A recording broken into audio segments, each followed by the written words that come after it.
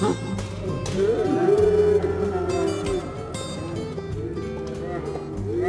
วยงามหลายลูกนี่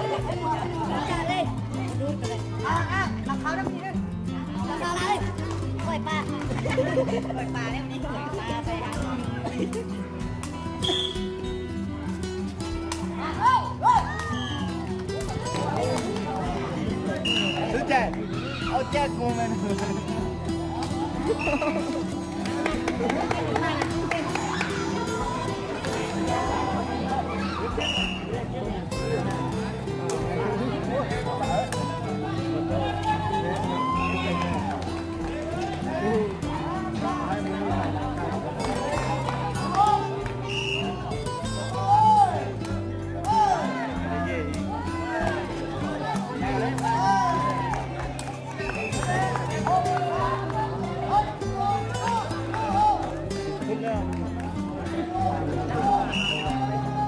สิวเลย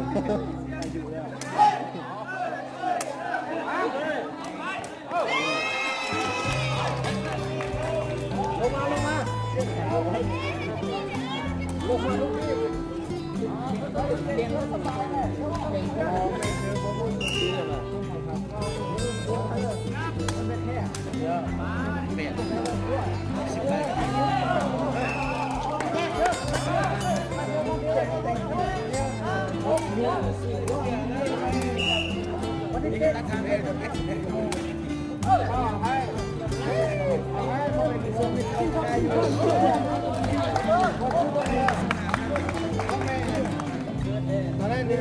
เฮ้ยนั่งใส่ข้าวอยู่พูดยังไม่น่ะไม่มีใครตัดสินใจเขาเขียนเขาชอบเพื่อเราแม่เขาเขียนข้าวอยู่พูดนั่นบอกว่าไม่เขาเพื่อใช่เหรอตัวมักกีฬาเลย